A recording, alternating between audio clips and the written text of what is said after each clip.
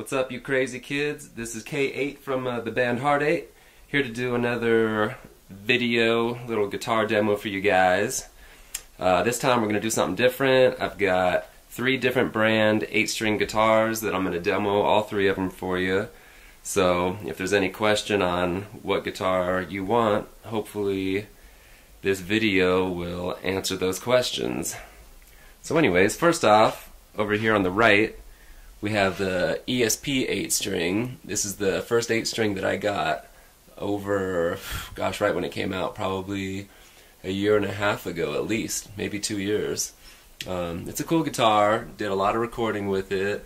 Most of the songs on our upcoming CD were actually recorded with this guitar. It's got EMGs.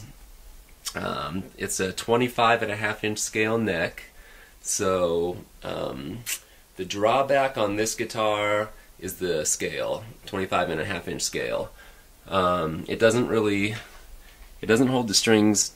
I mean, it's tight, but it's not, when you're really getting down and playing, it's just too loose. So it's a good guitar for recording and stuff, but for live performances, I've actually never used it, and I probably never would, being that I have 2 other ones that have a longer scale. So it sounds awesome. Like I said, did a ton of recording with it. I just wouldn't use it to play out live because the strings are too loose because of the 25.5-inch scale, and that just that's not a big enough scale. Most 7-strings that you buy are 25.5-inch up to 26.5, and that's a 7-string. So an 8-string with a thick ass string like that, a 68 gauge is what it comes with, just doesn't cut it. So yeah, this would this guitar, for, I mean, it's good for recording, but for live stuff it ranks at number 3. Over here, of course, we have the Schecter Damien Elite. This thing, of course, you've seen it on my videos. Badass guitar, 26.5-inch scale. Yeah, there's nothing wrong with this guitar at all. I have no complaints whatsoever. Sounds great live. You can play a lot of your songs that you would on a 7-string on it. Yeah, EMGs, of course, which I've never been that big a fan of, but they sound decent. What else can I say about this guitar that I already haven't? I'm trying to think. I can't really think of much. Maybe I'll get back to it. So anyway, yep, Schecter right there. Now, all the way to the left here is a guitar that I'm sure some of you have heard of, but the masses have never heard of. This is an Agile. Beautiful guitar, there's no question. Beautiful guitar, active EMG, which, you know, whatever. Yeah, it's probably one of the coolest guitars I've ever seen in my life, there's no doubt. The inlays here, they're actually just stickers. They're not the guitars. All Agile guitars, they don't come with any inlays, which is kind of cheap, I think. Cheap way to get around it, because with 8 strings, you need some fret markers. At least I do. It has fret markers on the side here, if you can see them.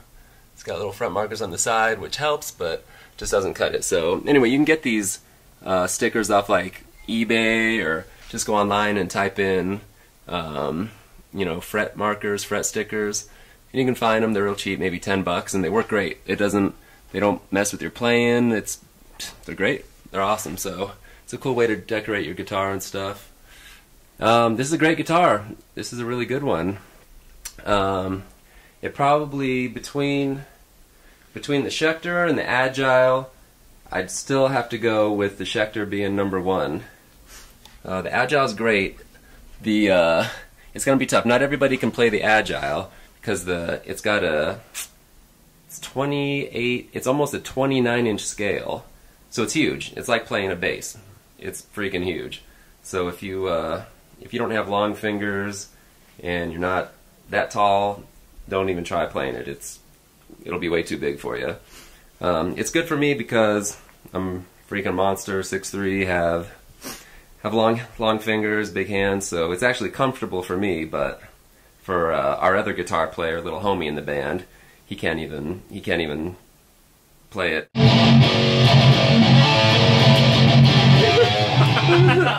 I like to play. Yeah? Yeah, you gotta spread it out like a little flat, man. You're like, yeah. Stand up and put it like on your foot. See how This thing's like it's almost as tall as you, buddy. No offense, buddy, but it's freaking huge, dog. I like the long scale because it lets you down tune from the F sharp down to F or lower quite a bit easier, so you can get really low with it. The only drawback I have with their guitar is when I got it, you know, I opened it up in the case and everything.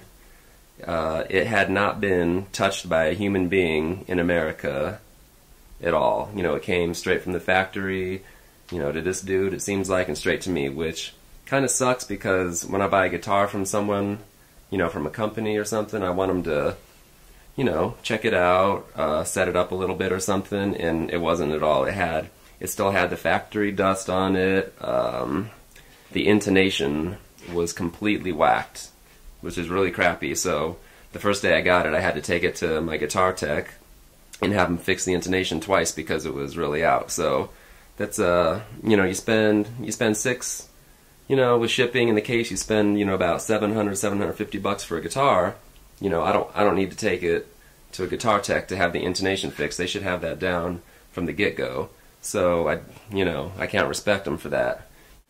I've got about 20 guitars, and this right here, out of all of them that I've ever owned, is the only one that I've had problems with straight out of the box. And I'm not the first that have had problems with them as well. So I've read on the forums. So anyway, I'm not bashing it, just giving you all the insight that I can on it, because these guitars, they're not cheap, you know, and if you're buying an 8-string for the first time, which most of you guys are, you know, that's what, you know, you guys need to know this stuff.